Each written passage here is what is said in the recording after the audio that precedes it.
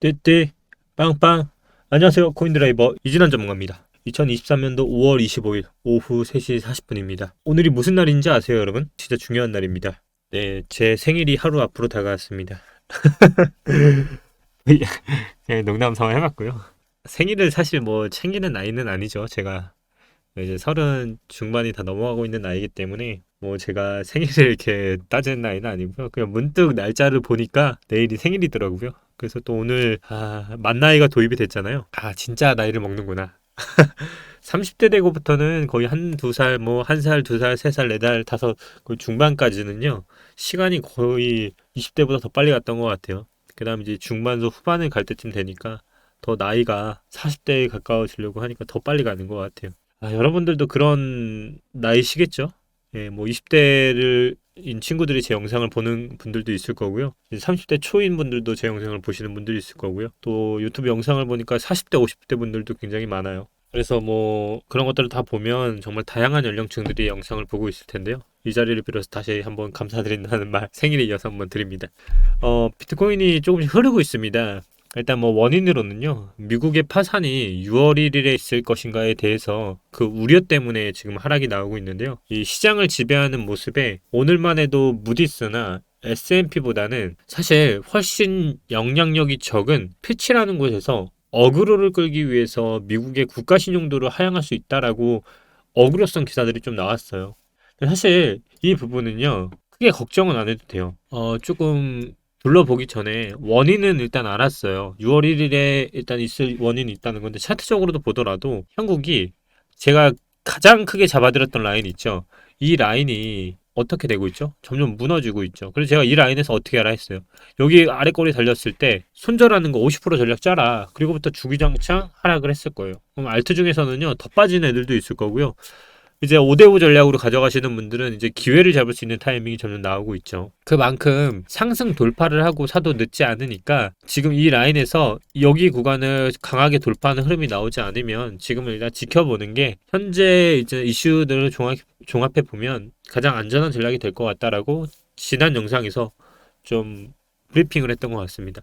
자, 이제 마의 원화 3,500 구간이 계속적으로 두들기고 있습니다. 우리가 같은 곳을 여러 번 두드리면 그곳이 어떻게 될까요? 약해지겠죠. 지금도 마찬가지입니다. 지지라고 형성되어 있는 이 부분이 뚫리면 안 되는 곳이기 때문에 계속적으로 두들리는 이 형상은 좋지 않다. 그리고 가장 중요한 건 5월은 이제 디데이 5일밖에 남았지 않았고, 여기서 봐야 할 결론은 딱 하나밖에 없다. 양봉으로 월봉이 턴을 하는지. 근데 지금 어떻죠? 월봉이 음봉으로 이렇게까지 빠졌어요. 예. 지금 시간이 많이 없는데도 월봉이 지금 버티질 못하고 있다 보니까 지금 형세라고 한다면 일단 3,300만 원, 200만 원까지도 더 빠질 수 있는 구간인 것 같아요. 지금 일단 이게 무너지면 분명히 조금 하락이 크게 나올 수밖에 없을 겁니다.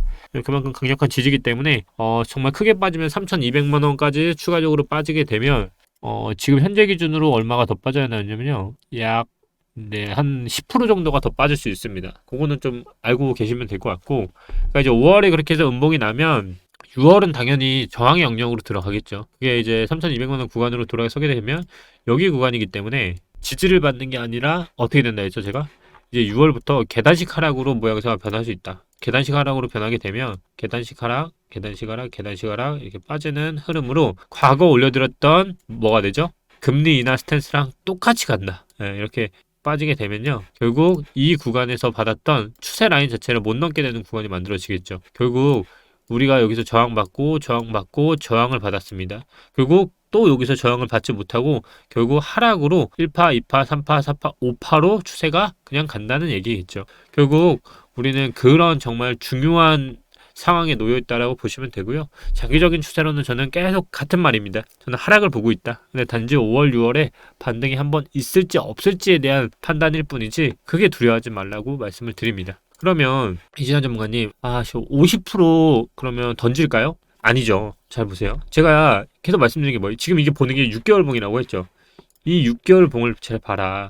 6개월 봉을 잘 봤을 때 그냥 7월까지는요. 그러니까 이제 이번 달 끝난다고 하면 여기 7월이죠. 7월 봉이 이제 여기 이때 생기는 거예요. 그러니까 7월부터 12월까지 생기는 이 봉이 6월에는요. 그냥 이 6월 봉이 양봉이 아닐 가능성은 제가 봤을 때는 제로예요. 예, 그러니까 제로라 보시면 돼요. 결국 그 얘기는 그냥 윗꼬리를 달리는 의미라고 보시면 되고 5월에 음봉이 나면 제 생각은 그냥 이들이 만들려고 하는 6월의 봉은요. 윗꼬리를 2만까지 뺄 가능성이 있어요.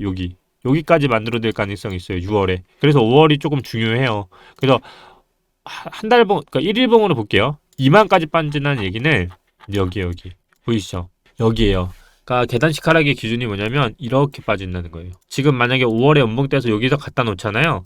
그러면 6월에는 제가 봤을 때는 이렇게 갈 겁니다. 계단식으로 빠지고 갈 거예요. 그러니까 결국 여기서 지지는 받을 거예요. 여기서 지지는 받되 문제는 여기까지 갔다가 계단식 하락으로 갈 수 있는 게 6월이에요. 그러니까 6월은 결국 뭐가 된다? 5월에 음봉 이대로 가면 6월도 날아갈 수 있다. 요게 이제 진리인 거 같고요. 그래서 제가 5월은 무조건 양봉 보고 들어가라. 근데 그럼 6월에 50% 물린 거 지금 던지는 게 맞지 않아요? 라고 하실 수 있잖아요. 그래서 뭐라 했어요?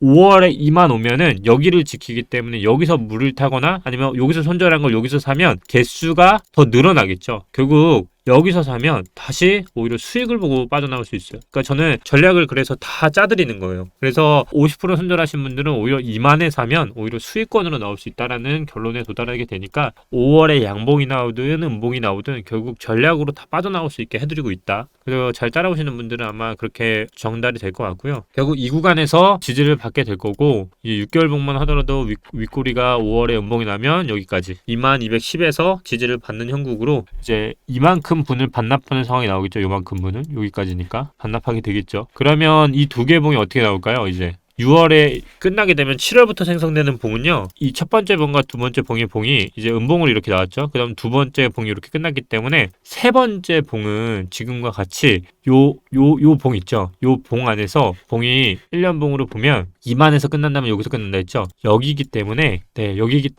제가 봤을 때는 이번 연도에 여기를 안 보낼 가능성이 열릴 수 있을 것 같아요. 그렇게 되면. 그래서 5월에 음봉이 뜨고 6월에 시간을 끌어서 2만을 갖다 놓은 흐름이 나오면 어떻게 되냐면 그냥 제가 이제 그냥 잡아보는 거예요. 2만이 여기 있다 있잖아요. 여기서 지지를 받는다고 가정을 해볼게요. 그러면 5월에 여기 갖다 놓고 6월에 더 빠질게요. 그리고 여기까지가 12월이요. 그러니까 올해죠. 그러면 여기가 지지 라인이기 때문에 여기 그리고 반등 이렇게 가면 연봉이 끝나거든요. 결국 연봉이 끝난다는 얘기는요. 1년봉으로 보면 이 윗꼬리를 이렇게 만들 수 있다는 거예요. 이렇게. 무슨 말인지 아시겠어요? 예, 윗꼬리가 만약에 이렇게 나오면 이렇게 나왔던 적이 없는 게 아니에요. 자, 여기 잘 보세요. 여기를 잘 보면 지금 윗꼬리들 있죠. 윗꼬리가 이렇게 길게 당한 경우 그리고 이렇게 윗꼬리를 뺀 경우 이런 경우에는 그 다음 해에 폭락이 나오거든요. 그래서 지금 상황을 봤을 땐 제가 가장 중요한 게 뭐라 했어요?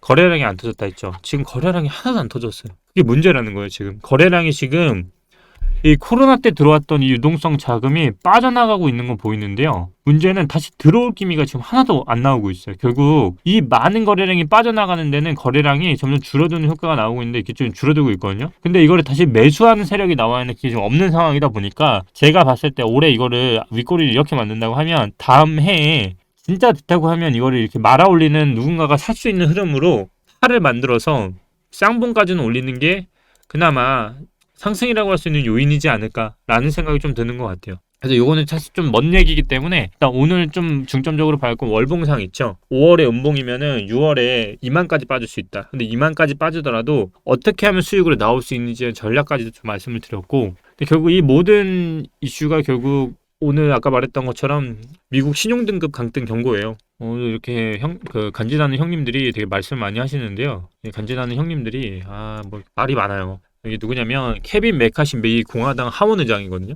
부채 한도 상향 협상에 대해서 오늘 기자들하고 토론했던 사진인데 여기서 아까 그 영상 초반에 말씀드렸던 피치 사실 신용평가사 피치가요 이렇게 중요하진 않아요. 근데 이거 가지고 지금 어그로가 많이 끌리고 있고 한국에서도 이걸 많이 퍼다 나르고 있는데 이 피치가요 사실상 영향력이 굉장히 적어요. 진짜 영향력이 있으려고 하면 무디스나 S&P 정도 돼야 하는데 그거보다는 영향력이 진짜 훨씬 낮아요. 그러니까 한 10단계 있다고 하면 한 8단계에 위치해 있는 게 이제 피치라 보시면 되고요. 신용평가사 중에 하나라고 보시면 돼요. 근데 이거에서 지금 어그로가 계속 끌리고 있고요. 미국의 국가 신용도를 하향할 수 있다라고 6월 1일에 만기가 되는 거를 이제 얘기하고 있는데 6%를 얘기했는데 지금 벌써 7%가 넘었어요. 그리고 피치가 말하는 거를 조금 인용할게요. 어그로라 보시고 어그로라 생각하고 보세요. 저는 이거를 이미 2주 전부터 말을 했죠. 어떻게 될 건지. 피치는요 미국 장기 외화 표시 채권의 신용 등급을 최고 등급인 현 AAA를 유지하되 부정적 관찰 대상에 올리겠다라고 발표를 했어요. 피치가 부정적 관찰 대상에 올린 이유로는요 미국의 정치적 갈등을 꼽았는데요.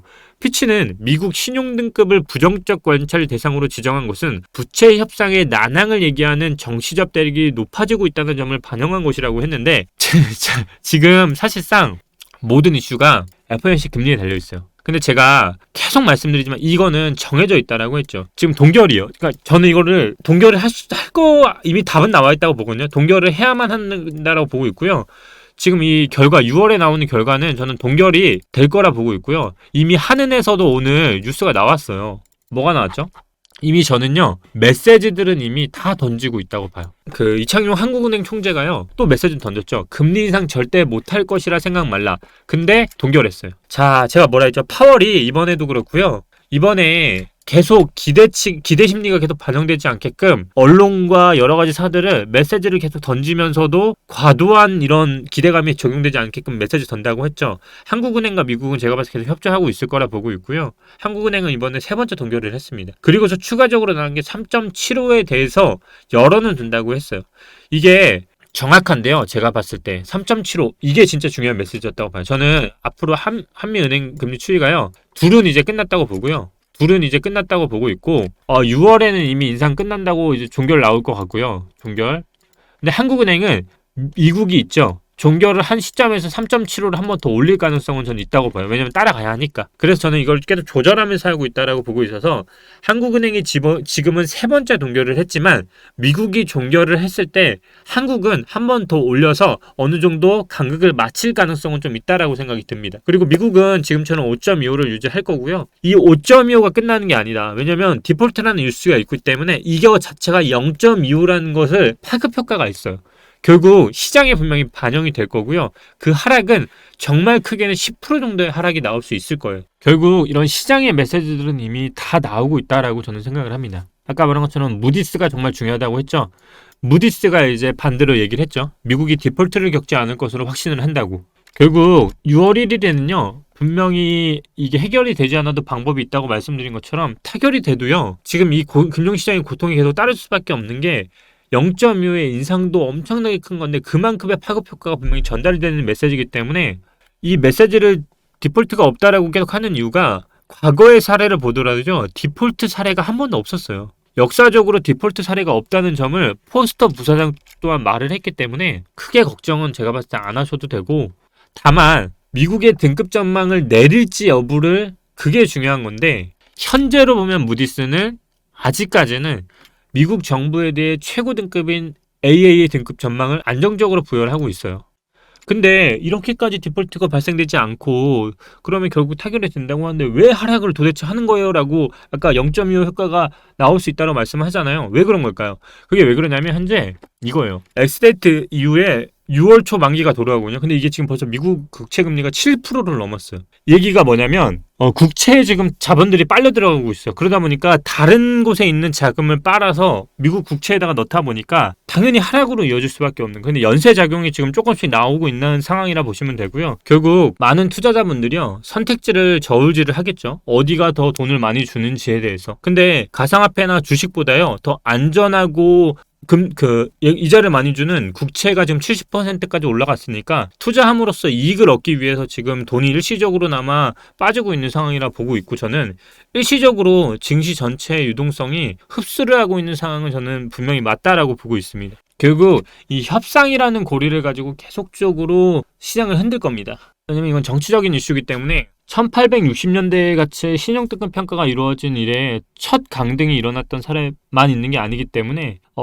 이번에는 이 강등이라는 이슈까지는 제가 봤을 땐 나오기 쉽지는 않아 보이는데, 만약에 나오더라도 10%가 빠지는 거에 대해서 전체 차트를 봤을 때 제가 절대 깨지지 않는 선이라고 했죠. 그래서 1차적으로는 반등이 나올 수 있는 구역 3,200만 원, 그리고 3,200만 원 다음이 이제 3천만 원 구간에서는 정말 무슨 거래야 한다? 진짜 거의 흔히 그런 말 하잖아요.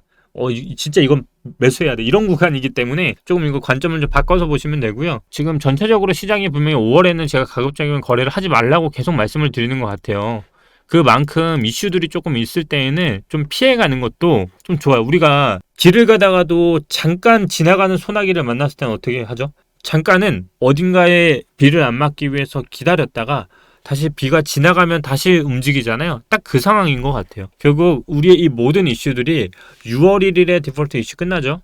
그리고 금리 인상 끝나죠. 끝나면 이제 잠시나마 동결도 됐고, 금리도 동결됐고, 미국 부채 협상도 뭐가 됐든 나올 거고요. 결국 그러면 이제 시장은 이것만 얘기를 할 겁니다. 그래서 도대체 이 인하가 언제 될 거냐. 근데 그것도 제가 메시지 던졌죠. 9월에 할 거다.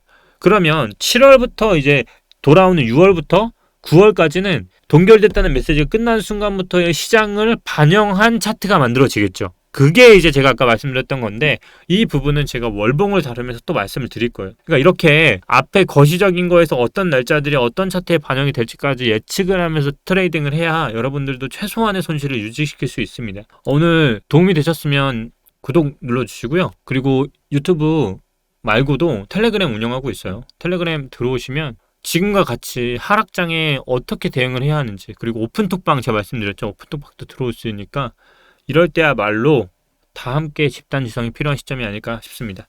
감사합니다. 오늘도 이지단 전문가였습니다.